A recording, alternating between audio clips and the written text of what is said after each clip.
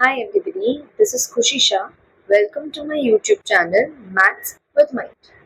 Today we are learning chapter number 5 of 10th CBSE board Arithmetic Progression. Now, पहले समझते हैं arithmetic progression में क्या क्या टर्म्स होते हैं, मीनिंग इसका मतलब क्या है वो देखते हैं. Okay, for that introduction part, let's take some list of numbers. For example, I am taking 1, 2, 3, 4, 5 dot dot dot dot dot. This dot dot indicates infinity, huh? It is not ending here. I have taken certain examples of list of numbers. Now ये list of numbers में each term, each number in the list, each number in the list are called as terms, are known as terms. क्या बोलते हैं उसको? terms बोलते हैं. इस sequence में जितने भी नंबर्स है उसको क्या बोलेंगे? terms. Can you see the list of numbers? This are known as terms. Okay. Now, after understanding what is arithmetic progression, you will detail में get it कि ये सब मैं क्या बोल रही हूँ. तो पहले वो अंडरस्टैंड करें कि क्या बोलना चाह रहे हैं. चलो, इधर एक पैटर्न दिख रहा है क्या तुम्हें? Can you spot a pattern here? कोई पैटर्न नजर आ रहा है क्या इसमें? Do you see any pattern here? Okay, let's understand it. What is the pattern? We see that successive terms are obtained by adding a fixed number to the preceding term. Preceding meaning previous term. हर एक previous term में एक fixed number को add करा गया है, तब जाके ये पूरा लिस्ट ऑफ नंबर्स ऑब्टेन हो रहा है. This is said to form an arithmetic progression. Form an arithmetic progression. Arithmetic progression is also known as AP. उसको तुम AP भी बोल सकते हो. Okay, this is known as arithmetic progression. Now, एक बार इसका ना डेफिनेशन हमने लिख दिया, अब इसको डिटेल्ड में समझते हैं what it is known. Okay, let's check. देखो, ये ना फर्स्ट टर्म है, हमेशा इसको क्या बोलोगे? फर्स्ट टर्म बोलोगे. ये फर्स्ट टर्म को हम ए बोलेंगे. एक मिनट, हाँ लिख देते हैं यहाँ पे. This is my first term. This are terms, you know. each number in the list are known as terms. वो तो तुमको समझ में आ ही गया है. Now ये इसको क्या बोलते हैं? First term, always denoted by a, small a. First term को हमेशा स्मॉल a बोलेंगे. ओके, नाउ ये फर्स्ट टर्म में कुछ एक फिक्स्ड नंबर ऐड किया, तब ये सेकेंड टर्म मिला है. कौन सा वाला फिक्स्ड नंबर ऐड किया है? 1 ऐड किया है. This 1 plus 1, this 1 plus 1 is giving me 2. Okay, this 2 plus 1 is giving me 3. 3 plus 1 4, 4 plus 1 5, 5 plus 1 6. वो आगे आगे चलता जाएगा. Here a fixed number 1 is added to each previous term to get the successive term. Do you get this? previous term में 1 add किया तो next successive terms मिला, और ये पूरे फॉर्मेशन को you called as arithmetic progression, AP. Do you get this? Now next वाला अगर देखें तो ये क्या हुआ तुम्हारा? First term. ये मेरा A है फर्स्ट टर्म. ओके, 3 को टच नहीं कर रहे हैं, मतलब 3 को ऐसे कैसे रखेगा? अभी नेक्स्ट में क्या ऐड किया है? नेक्स्ट के लिए क्या ऐड किया है? +3 किया, तब वो 6 हुआ. Again it is +3, again it is +3 and on. Okay, so your 3 is the fixed number which is added to each previous term to get the next term. Okay, fine. चलो, नेक्स्ट वाले में 7 is my first term A. 7 में मैं क्या add करूं guys तो I get 13? Yes, tell me. Okay, very good. 7 में if I add 6, I get 13. Plus 6 will give me 19. Plus 6 will give me 25. So here a fixed number which is added is 6. क्या ये very understood है? क्या ये एकदम एकदम clear है? समझ में आ रही है बात मैं क्या बोल रही हूँ? Now, अब एक चीज देखनी है, क्या है चलो देखते हैं. This fixed number is known as, is called as या known as common difference, is known as common difference. इसको क्या बोलते हैं? Now क्यों common difference देखते हैं, wait. And it is denoted by small d. small d से denote करते हैं. जैसे हम फर्स्ट टर्म को a बोलते हैं ना, वैसे इसको क्या बोलेंगे? Small d. ओके चलो देखते हैं. And one more thing to it. It can be positive. The difference can be positive. It can be negative and even it can be 0. Okay, you got this? हाँ चलो देखते हैं क्या बोलना चाह रहे हैं. The fixed number is called as common difference. कौन सा है fixed number? दिख रहा है इधर fixed number है 1 1 1 1. ये 1 उसका क्या है? common difference है. A same difference between the terms. 1 and 2 के बीच में you see difference of 1. 6 and 9 के बीच में कितना difference है? 3. तो ये difference को क्या बोलते हैं? common difference. And it is always denoted by small d. And this common difference can be positive, negative or 0. ठीक है guys? So here is the introduction of arithmetic progression 8. I hope this introduction is clear. हर एक number को, इस list के हर एक number को तुम क्या बोलोगे? टर्म्स. क्या बोलोगे? टर्म्स. ओके. एंड हर एक नेक्स्ट टर्म के लिए, हर एक सक्सेसिव टर्म के लिए फिक्स्ड नंबर को ऐड करना है प्रीसीडिंग टर्म में. समझ में आ रहा है क्या बोल रहे हैं? और इसको हम क्या बोलेंगे? Arithmetic progression. और ये जो फिक्स्ड नंबर ऐड किया गया है उसको क्या बोलेंगे? Common difference. और वो किससे डिनोट करेंगे? स्मॉल डी से. और ये कॉमन डिफरेंस पॉजिटिव हो सकता है, नेगेटिव हो सकता है, 0 हो सकता है, कुछ भी हो सकता है. बराबर है? क्लियर है एकदम? ओके, हमने ऑलरेडी इंट्रोडक्शन देख लिया है. नाउ एक बार देखते हैं हमने क्या क्या लिखा था. फर्स्ट मतलब क्या सोचा था? A is always your first term. Common difference is always your D. And D कैसे मिलेगा? दो successive terms के बीच का difference ना, which is A2 minus A1. A2 minus A1 मतलब क्या? जो second term होगा उससे first term को minus करोगे तो you will get the common difference D. अब ना मैंने example लिया इधर 3, 6, 9, 12, 15. Here, what is my A guys? A is 3. Yes, very good. First term मेरा 3 है. What is D over here guys? The difference between the terms. You have the formula here. A2 minus A1. In this case it will be 6 minus 3 which will give us 3. Understood?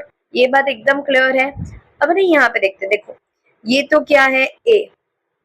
अब इधर क्या किया गया है? ये जो आगे वाला 3 है उसमें प्लस 3 किया गया है. 3 प्लस 3 से 6 मिला है. मतलब मैं ये बोल सकती हूँ A प्लस D किया तब ये 6 मिला मुझे. A मेरा फर्स्ट टर्म 3 था, बराबर, और मेरा डिफरेंस भी क्या था? 3. इन दोनों को प्लस किया तब नेक्स्ट टर्म मिला मुझे. क्या है मेरा नेक्स्ट टर्म? 6. इधर क्या है? 3 प्लस 3 प्लस 3 तब जाके 9 आता है. मतलब ये मेरा फर्स्ट टर्म है A plus 2 bar common difference लिया, मतलब 2D ऐसा बोल सकती हूँ. यस ऑफ कोर्स बोल सकते हैं. ए में 2 बार डी प्लस करेंगे तो 9 आएगा. सिमिलरली इधर क्या बोल सकते हैं? 3 और बाकी 3 बार डिफरेंस ऐड किया मतलब कैन आई से a प्लस 3d करो तब मुझे 12 मिलेगा, 3 बार d को प्लस करो तब, और इधर क्या होगा a plus 4d, a plus 5d, a plus 6d, वैसा on and on on on चलता रहेगा। ये बात समझ में आती है? इसको क्या बोलते हैं? General form. क्या बोलेंगे? General form. Now general form कैसे आएगा देखना है। जनरल फॉर्म क्या होता है? पहले आता है a, मतलब सिर्फ जो 3 है वो, फिर 6 आ रहा है, 6 कैसे आएगा? a में d ऐड करो तो आ जाता है, फिर आ जाता है a प्लस 2d जो है 9, कैसे आएगा? देखो 9 में 2 बार d ऐड किया, देखो इधर ऊपर, हाँ 3 प्लस 3, 2 बार d ऐड किया ना, फिर क्या होता है 12 के लिए a प्लस 3 बार d ऐड करना पड़ेगा, फिर a प्लस 4 बार d ऐड करना पड़ेगा। ये मेरा जनरल फॉर्म होता है। Okay, let's start with exercise 5.1। क्या बोल रहे हैं इसमें? In each of the following situation does the list of numbers involved to make an A P progression, मतलब make an arithmetic progression and why? Okay, let's start with the first question. क्या बोला है उन्होंने? Taxi fare after each kilometre when the fare is ₹15 for the first, ₹15 for the first kilometre, तो क्या लिखे हम? Taxi fare for 1 kilometre, 1 kilometre के लिए क्या फेयर बोला उन्होंने? ₹15। Okay, and ₹8 for each additional kilometre, हर एक किलोमीटर पे 8 रुपीज ऐड हो जाएगा, तो हम बोल सकते हैं taxi fare for 2 kilometres, 2 kilometre के लिए टैक्सी फेयर कितना होगा? फर्स्ट किलोमीटर का 15 था, प्लस उसमें 8 ऐड हो जाएगा, तो what it will be? ₹23, ₹23। Okay, taxi fare for the next kilometre बार बार लिखेंगे नहीं, चलो let's do a smart work. Taxi fare for the next kilometer, then again the taxi fare for the next kilometer, हमें बार बार वो चाहिए। How many times we will do it? At least 4 times, 4 times तो करना ही करना है, 3 kilometers and 4 kilometers। तो अभी क्या करेंगे? 23 में 8 ऐड हो जाएगा, तो कितना मिलेगा? ₹31। ओके, नेक्स्ट विल बी 31 में 8 ऐड हो जाएगा, तो इट विल बी ₹39। तो ये अपना लिस्ट ऑफ नंबर्स हो गया ना। लिस्ट ऑफ नंबर्स क्या हो जाएगा? 15, 23, 31 एंड 90। ओके, चलो देखते हैं क्या था लिस्ट ऑफ नंबर इधर लिखे। 15, 23, 31 and 39। Okay, and on it will be fine. अब डी फाइंड करना है तो क्या करना पड़ता है? A2 that is 23 minus 15, A1, A2 minus A1, 23 minus 15 कितना आता है? 8 it is, very well understood। okay, next again d find करने के लिए क्या करना पड़ेगा? A3 minus A2, that is 31 minus 23, which is again 8। now A4 minus A3, 39 minus 31, this is again 8। okay, understood। तो हम क्या बोलेंगे? as the difference is same या constant, as the difference is constant, therefore the sequence, this list of numbers is known as sequence, therefore the sequence is in AP, arithmetic progression। and what is our common difference then? What is your D? D is 8. What is my common difference? D. And what is my D? It is 8। Understood guys? समझ आ रहा है क्या? Yes। Okay, now this is question number 1। Moving towards question number 2। What is it saying?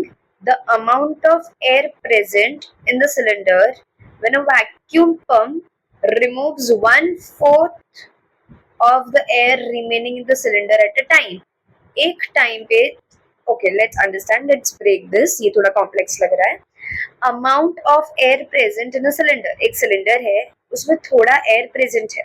Okay, when a vacuum pump removes 1/4 of the remaining air in the cylinder at a time. हर एक time जब हम pump करेंगे जितना बचा हुआ air है उसमें से 1/4 उसका निकल जाएगा. ओके चलो लेट्स अंडरस्टैंड इट. लिखते हैं पहले.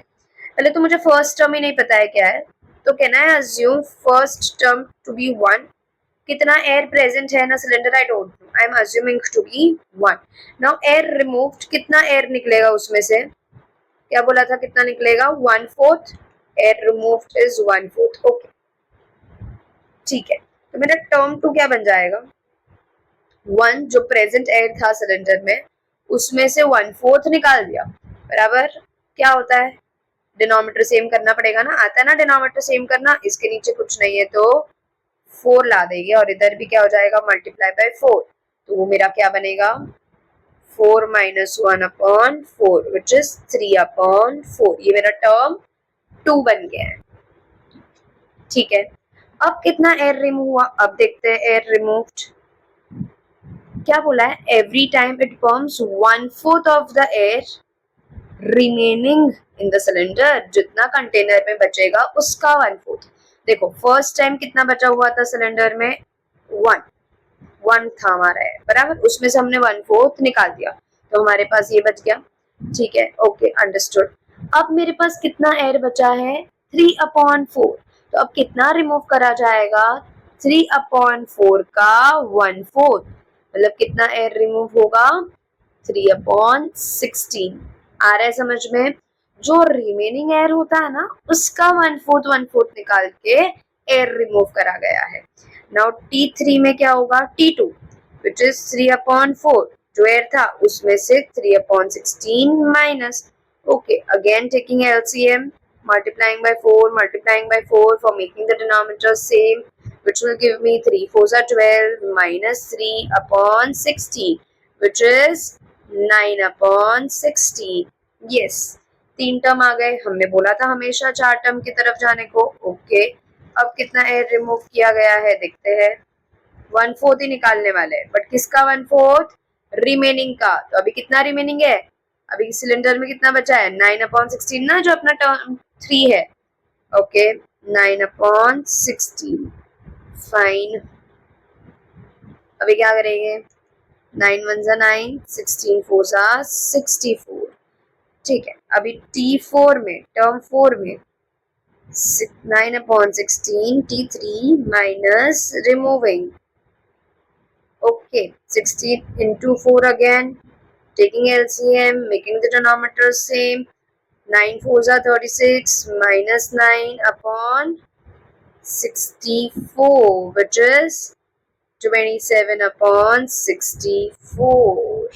आया समझ में गाइस, क्या बोल रहे हैं, इसको थोड़ा कंप्रेस कर देते हैं so that हमारा आगे वाला सम भी इसी में आ जाए, इसका रिमूव पार्ट भी इसी में आ जाए. ठीक है, अभी इसका सीक्वेंस लिख देते हैं. क्या है उसका सीक्वेंस, क्या बना, 1, फिर T2 की तरह 3/4, T3 9/16, then it is 27/64. Okay ये मेरे टर्म्स है, बराबर. अब मुझे तो निकालना है D, मतलब मुझे क्या चाहिए, टर्म 1. बस आपने सब जगह पे T क्यों लिखा, टर्म 1 को T1 T2 भी बोल सकते हैं और A1 A2 A3 ऐसा भी बोल सकते हैं. ओके तो T1 T2 is not wrong. In fact, A1 A2 is also not wrong. Okay, चलो. Now what I'll do is, नहीं अभी T लिखा है तो पूरे में T लिखते हैं. चलो T2 minus T1, तो 3/4 minus 1/4, making the denominator same, into 4 will give me 3 minus 4/4 which is minus 1/4. Sign of the greater number. देखो इधर मेरा डिफरेंस क्या आया, -1/4. ओके हमने पहले ही बोला था difference can be positive, negative as well as 0. Okay चलो अभी आगे देखते हैं, आगे में क्या है, T3 minus T4. Now T3 minus T2 it is. How it is T4? Wait.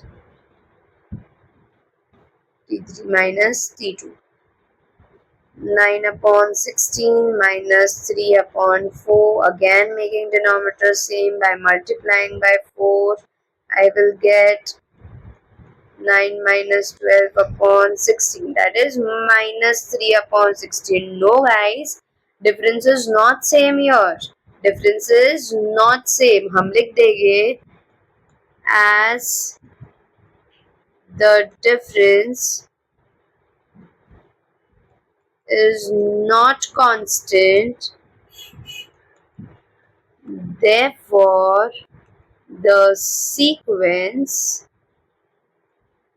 is not in AP. Simple. Not in arithmetic progression. Got it? Now here you cannot have common difference. Common difference है ही नहीं, same है ही नहीं, तो common कैसे हुआ ना? So this sequence is not in AP. I hope this air removed wala concept is clear. Okay, this is your question number 2. Okay, let's move to question number 3. What is question number 3 saying? The cost of digging a well after every meter of digging, when it cost 150 for the first meter and rises by 50 for each subsequent meter. Okay, ये तो first वाले question के जैसा ही है ना guys. कर सकते हैं क्या first वाले question के जैसा है exact? क्या करने का? 150 फर्स्ट मीटर है, उसमें 50 प्लस तो 200, उसमें 50 प्लस 250, उसमें 50 प्लस 300, ऐसे ही होगा. तो फिर उसमें कितने का डिफरेंस आ गया? इधर कितने का डिफरेंस है? 50 का, अगेन 50 का, अगेन 50 का. Yes, as the difference is constant the given sequence is in AP. है ना? सिंपल. क्वेश्चन नंबर 1 के जैसा ही है. I hope you can solve this by your own. Okay, let's check the fourth question. The amount of money in the account every year when 10,000 is deposited at the compound interest at 8% per annum. Okay, let's check. Fourth question के लिए first year deposition कितना था? 10,000. That will be my A1. A2 के लिए interest के बाद interest for first year. Interest कितना होने वाला है first year के लिए? इंटरेस्ट फॉर फर्स्ट ईयर आता ना इंटरेस्ट का formula. rather than interest, shall I say amount for the first year? Amount for the first year, amount का क्या फॉर्मूला होता है? P into 1 plus R upon 100 raised to N. I hope you know this. ये compound interest का formula है, बराबर. Principal में क्या डालेंगे? 10,000 1 plus R रेट कितना बोला था? 8%. and what is N? First year है तो 1 ही होगा ना. Now amount for the second year will be everything same except the year 1 you will write 2. second year में 2 हो जाता है N के जगह पे. Now similarly amount for third year 3 हो जाएगा उसके जगह पे. yes, N के जगह पे I am writing is 3. Okay, ये मेरी चीज हो गई. Now do you feel the difference between them will be exact same? No ना. यर सपोज हम इसको A2 माने, ये मेरा A3, ये मेरा A4, तो A2 minus A1, A2 minus A1 which is 10,000 1 plus 8 upon 100 minus 10,000. ये वाली चीज, can this be equating to A3 minus A2? A3 minus A2 क्या है? चलो लिख के देख लेते हैं. 10,000 1 plus 8 upon 100 raised to 3 minus करेंगे 8 2 वाले पार्ट से. 1 plus 8 upon 100 raised to 2. क्या ये सेम होता है? क्या ये सेम होगा? इधर 8 2 है ना, तो इधर मुझे 2 लिखना था. यस.